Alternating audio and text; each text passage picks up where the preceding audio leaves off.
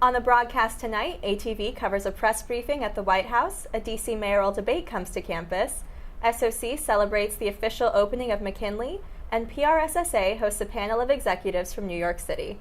Good evening and welcome to ATV News. I'm Emily Jeffers. And I'm Michaela Amos. ATV News starts right now. The search for missing UVA college student Hannah Graham continues. Graham was last heard from last Saturday and was seen on surveillance footage looking disoriented. Search teams of more than 1,000 people have shown up this weekend searching for the missing teen. Local police are starting to crack down on bicyclists in the district. Many are angry that some bicyclists are opting for using sidewalks and roads rather than designated bike lanes. MPD will be enforcing a $25 fine for failing to use designated lanes. The D.C. mayoral debate took place Thursday evening at Kathleen Arts Center. Each candidate had their chance to get their message out to the public. Here's ATV's Chelsea Smart with the story. One thing is sure, the campaign starts today. The first debate for the 2014 D.C. mayoral race was held Thursday, September 18th at American University's Kathleen Arts Center. And I have ran towards the city's challenges, not away from them. And I'm proud of a record that touches every corner of this city. And of course, we all are glad to see the economic development we have. We're glad to see the jobs. We're glad to see new apartment buildings. We're glad to see the cranes. But what's happened is that so many people are being pushed out and left behind. Three candidates, Muriel Bowser, David Catania, and Carol Schwartz, engaged in a debate that touched on corruption, education, and progression of the city. We know we won't meet our full potential as a city if we leave people behind. Our campaign for the last 18 months in every corner of the District of Columbia in all 8 wards has been how do we grow the prosperity of the District of Columbia to help, to assist, and to touch every Washingtonian. And that's why I'm running for mayor. But throughout the debate, the candidates seemed to focus more on each other and less on the issues. I didn't interrupt you, Ms. I know, Bowser. but you've said something that's Bowser, not if you don't actually mind. factual, so I am going to correct you So if there you do were, that. well, Ms. Bowser, if we're going to interrupt each other, it's going to be a long debate. So let me. The event drew students residing in D.C., and they had their own thoughts on the debate and its candidates. I think it's civility. I think one thing that our generation's really tired of is the fighting, the bickering, and that's really a telltale in Congress right now. I want a candidate that fights for D.C. and fights for me and the issues that I stand for. And that would definitely bring me to the polls this November. The race for D.C.'s mayor is just getting started. This has been Elizabeth Morton for ATV News. Now let's head over to entertainment with Jalen and Kristen. This is Jalen Fairborn Chapman. And this is Kristen Left, and we are ATV Entertainment. R&B singer August Alsina suffered a scare this Monday while performing at the Irving Plaza in New York City when he collapsed into the crowd. The 22-year-old was ironically performing his song Numb when he lost consciousness and had to be carried away in an ambulance. As his fans sent their well wishes, Alsina remained in a coma for 3 days. Thankfully, he awoke last Friday afternoon, and the cause of this episode is still unknown. On a lighter note, we've had some great news in the music world. There have been album releases for some of the industry's rising and established stars. Chris Brown's X dropped to generally favorable reviews, touting hits like Loyal and Don't Think They Know, the latter which samples vocals from the dearly departed R&B singer Aaliyah. Formerly one-third of Destiny's Child, Michelle Williams released Journey to Freedom, her 4th gospel album, which features collaborations with Lecrae and Fantasia. The fan-favorite single, Say Yes, reunites Williams with Beyoncé and Kelly Rowland. Jhené Aiko's first LP, Sold Out, stood out as excellence with her critically acclaimed new wave R&B sound. You can purchase X, Journey to Freedom, and Sold Out on iTunes now. Lupita Nyong'o stopped by Sesame Street last Tuesday to share an uplifting message with the help of Elmo. The Academy Award winner and our favorite Red children's character talked about how skin protects and allows the human body to physically feel. Lancôme's spokesperson reminded Elmo that skin comes in all different beautiful shades, to which he replied with, "Elmo loves the skin he's in." It's great to see programming like this targeted towards youth, especially with race relations tense with incidents like Ferguson on the forefront of our minds these days. This is Kristen Left. And I'm Jalen Fairborn Chapman, and this is ATV Entertainment. Thanks, Jalen and Kristen. Coming up, NYC at AU, sports and finance. AU got a little taste of the Big Apple this week. Here is Lauren with the story. Hello, this is Lauren Clemence reporting for ATV News. I am here at the Foreman Theater at the McKinley Center, where the group Public Relations Student Society of America is hosting the event, NYC at AU2. The event included a panel of 3 successful AU alums who came to talk about career opportunities in the entertainment and media fields. Panel members included Chief Operations Officer at the United Entertainment Group, David Caruso, freelance entertainment reporter Michael Menachem, and Executive Vice President of the Value Engineers Hillary Viner. AU professor and 2-time Academy Award winner and Emmy recipient Russell Williams moderated the event. The 3 panel members talked about their experiences living in New York City and working in the entertainment industry. They provided students with realistic insight about the industry, recounting their own personal challenges and successes. The thing that's important, I think, for the students is not to get panelists who just kind of give you these glib answers. Let's really bare our souls. After the discussion, students were given the opportunity to talk to and network with the panel members.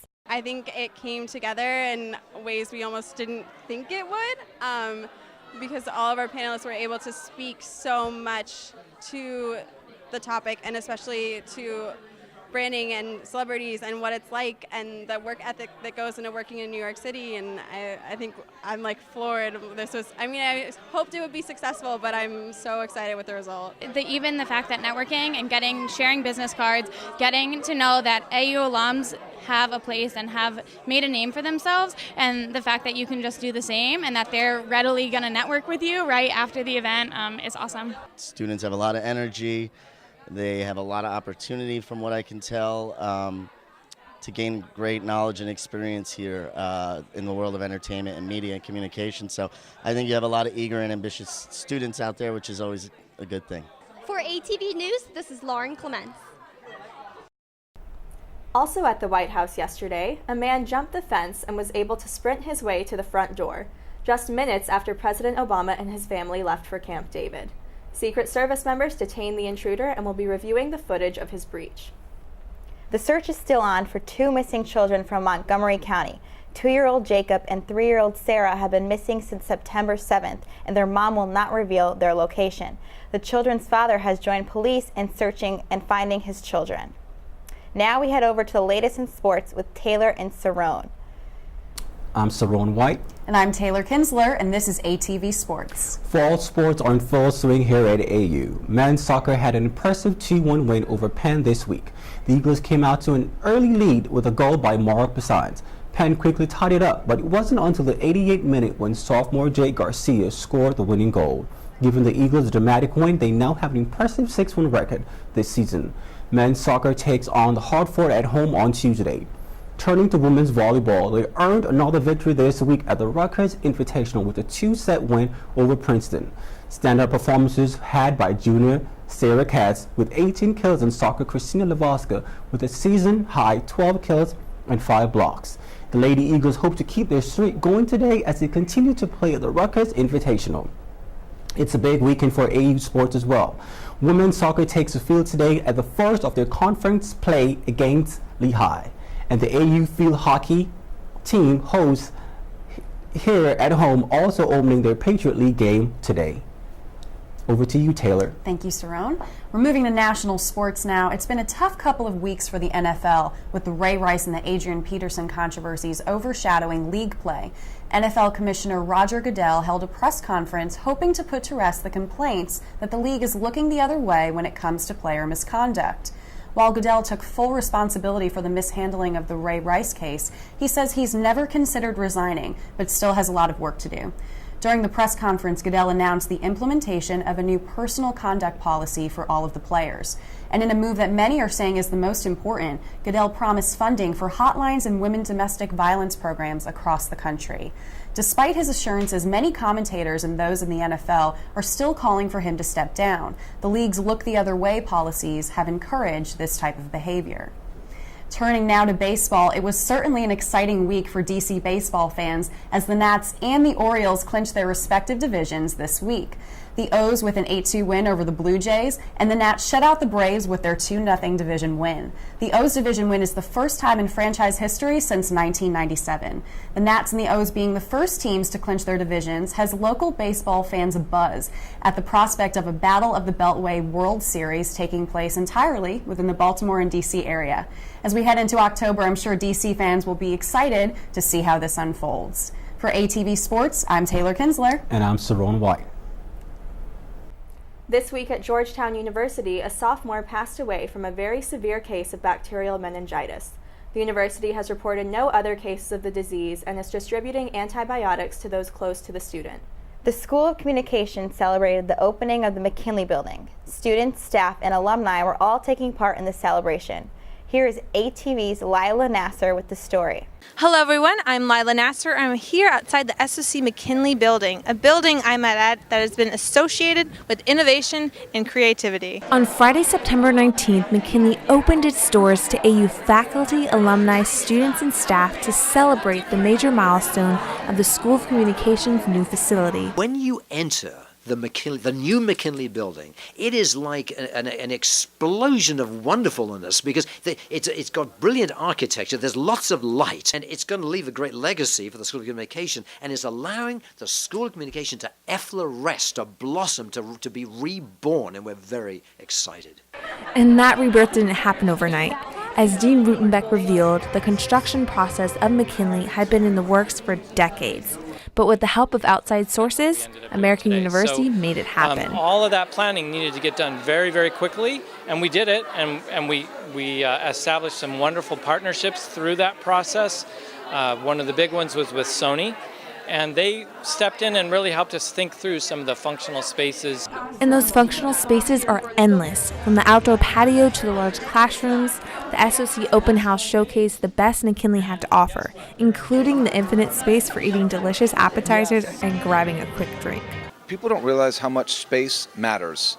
And the room you're in, the shape of it, the lighting, the design, and of course the technology. Tech is everywhere, and it's only going to increase. According to senior Maxwell Marcucci, watching McKinley's holistic renovation has been nothing short of thrilling. And so we've been able to kind of watch it be built from nothing to something. But amid Maxwell and all the other students present was none other than President Kerwin, who stopped by to admire the hard work that went into renovating McKinley. When we started this project, we wanted to be sure that it had a home that was equal to its quality, and now it does. Reporting for ATV News, I'm Lila Nasser. Now let's head over to finance with Michelle. Hi, my name is Michelle Backus, and this is your ATV Finance Report. U.S. stocks have been fluctuating since Alibaba Group Holding began trading. The company raised a record-breaking $21.8 billion in an initial public offering, and company shares rose 38%. According to Bloomberg Billionaires Index, this gain makes founder and CEO Jack Ma the second richest person in Asia. Due to the Eurozone inflation hitting record-breaking lows, officials are rushing to find a way to boost the economy. On September 18th, the ECB started a program of targeted longer-term refinancing operations. This allows Eurozone banks cheap loans at a fixed annual interest rate of 15% for up to 4 years. Oracle shares fell 4.2% on Friday after the company's CEO, Larry Ellison, announced Thursday night he would be stepping down to take a position as executive chairman and CTO. The Dow Jones climbed up 8%, while the S&P 500 is down 5%, and NASDAQ is down 30%. This has been Michelle Backus reporting for Finance. Thank you. Now let's go to politics with Stephanie and Bennett. Hi, this is Stephanie Rivera. And this is Bennett Lapidez, and this is your ATV News Politics Report. Rand Paul has said that he would be in favor of airstrikes against ISIS. However, his father and former Congressman Ron Paul disagrees. Ron Paul has shown his sharp opposition to further U.S. involvement within the Middle East and has slammed congressional lawmakers for rubber stamping what President Obama wants. Congress is yet to approve any official airstrikes against ISIS.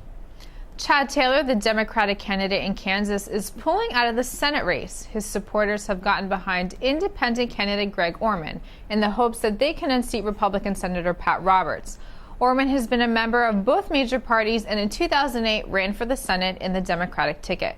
He is willing to caucus with whichever party is willing to solve this country's problems.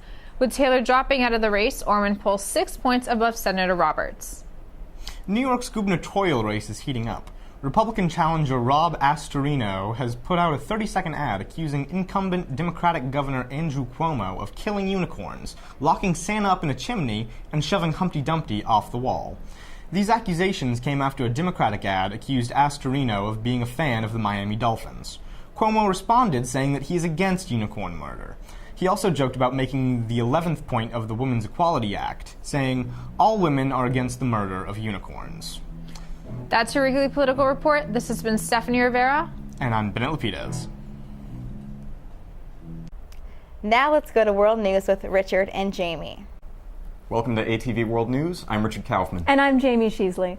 500,000 children returned to school in Gaza this week, 3 weeks later than usual. The start of the school year was delayed after the 50-day conflict with Israel that killed over 2,100 Palestinians, including more than 500 children, and caused an estimated $5 billion in damage. The United Nations states 22 schools were destroyed and 118 schools were badly damaged in the fighting. Many schools are being used to house some of the 142,000 currently displaced people living within Gaza. The United Nations Relief and Works Agency will provide assistance to Gaza's remaining schools in the form of funding and training of teachers, principals, and administrators. French farmers have dumped truckloads of artichokes, cauliflower, and manure outside of a tax office in Brittany. Farmers in the town of Mosley said they cannot compete with the falling prices of their produce under current tax policies. Embargoes set by Russia on Western nations as a response to the crisis in Ukraine have also hurt French agricultural exports. Police say the farmers involved in the protest will be prosecuted. After a close referendum, 55% of Scotland voted against leaving the United Kingdom. Concerns over a lack of representation in Parliament led to the near secession. Though the Union remains, additional representation within Parliament will be discussed between the English and the Scots. In addition, Alex Salmond, the Scottish First Minister and major supporter of the defeated Yes campaign, will be stepping down. Salmond stated the Scottish National Party needed new leadership and ideas that he could not provide. The Ukrainian government and pro-Russian rebels have agreed on a memorandum for a peace plan. Leaders hope the plan will add substance to the weak but still holding ceasefire that was established on September 5th. The Ukrainians have accused Russia of supporting the rebels with troops and weapons in the contested regions, which has led to various sanctions against Russia from the EU and United States. Russia denies it has played any role in the conflict. So far, roughly 3,000 people have been killed in the fighting. This has been ATV World News. I'm Jamie Sheasley. And I'm Richard Kaufman.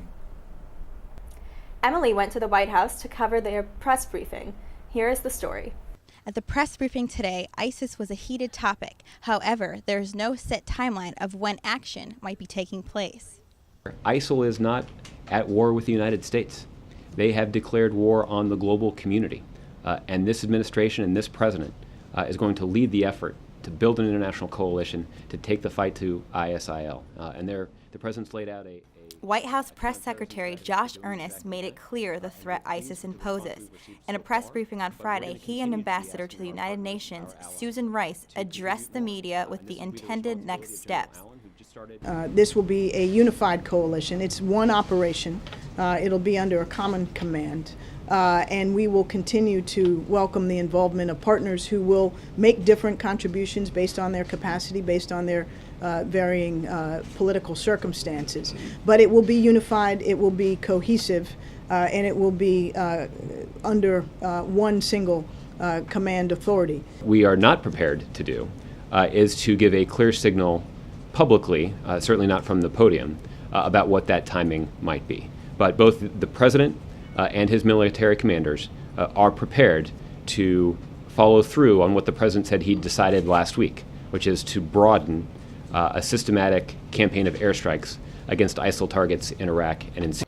Both Secretary Earnest and Ambassador Rice outlined the president's strategy, but would not make it clear when the action would be carried out, and would not comment on if the president himself has the authorization to conduct the strike. Well, the president has ruled out the option of deploying American boots on the ground in Iraq and in Syria in a combat role. The president, the commander-in-chief, has ruled that out.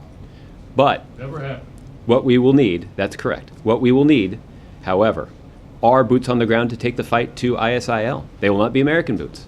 These will be Iraqis who are fighting for their country, Syrians who are fighting for their country. They will do so after having been trained and equipped by American military personnel and by the experts in countries who are part of our broader coalition, and they will be backed up by airstrikes from the U.S. and from other members of our coalition. Emily Jeffers, ATV News. Now let's go to What's Up AU with Rebecca and Maggie. Hi, I'm Rebecca Jacobs. Hi, I'm Maggie Miller, and welcome to What's Up AU. This week has been a busy one for AU. So much happened, including the DC mayoral debate being held on campus, the annual career fair, the official opening of the McKinley building, and a major public relations event being hosted by the PRSSA. Whew, it was certainly a busy week. Well, this week seems like it's going to be equally crazy. It is Human Rights Awareness Week, and there will be events daily. What else have you heard about what's going on campus? Well, there's a reception for the class of 2017 happening this coming Tuesday the 23rd at 6 in MGC. It'll give sophomores a chance to connect with professors. Being a sophomore myself, that sounds like an event I will definitely not be missing. Although it will be conflicting with the annual Big Man on Campus pageant that FIMU is organizing at 7 in the amphitheater. I can't wait to see a bunch of boys representing various organizations cut loose in front of hundreds of people. And the best part is that all proceeds will go to charity. That sounds like it'll be fun. Another event on Tuesday is a talk by Professor Charles Lewis on his new book, which covers moral integrity in the media. Tuesday is definitely going to be busy. Well, that's it for What's Up AU. I'm Maggie Miller. And I'm Rebecca Jacobs. See you next week. And now back to Michaela and Emily. Maryland schools are incorporating a new initiative to get more students eating breakfast. Every morning, students can come early to school to read and eat a free breakfast to help them function better during the school day. The schools are even having competitions to see who can get the most students eating breakfast. Some brides in the D.C. area might find themselves without a dress on their wedding day. A local seamstress locked up her shop and will not return calls to her clients. Their wedding dresses cannot be accessed. The brides-to-be are currently looking for other options for their dresses. Now let's head over to weather with Alex. Hi, I'm Alex and I'm reporting on this week's weather. Looks like it's going to be a sunny week. Monday's high will be 74 degrees, low being 52 degrees. Tuesday's high will be 76, low being 55. Wednesday will be mostly sunny with a 10% chance of rain, high being 78, low being 60. Thursday will be partly cloudy with a 10% chance of rain, with a high of 77 and a low of 59. Friday will be mostly sunny with a high of 80 and a low of 58. This has been Alex with your ATV weather report. So Emily, you went to the White House this week, right? I did, and it was quite the experience, and I'm really looking forward to going back soon. It's really great. Speaking of politics, we had the D.C. mayoral debate on campus last week, and that was awesome to see. I know, it's really great that we get to have local candidates come here to campus and really make us feel like a part of the district. Definitely. Well, thank you for tuning in, and we'll be sure to see you next week.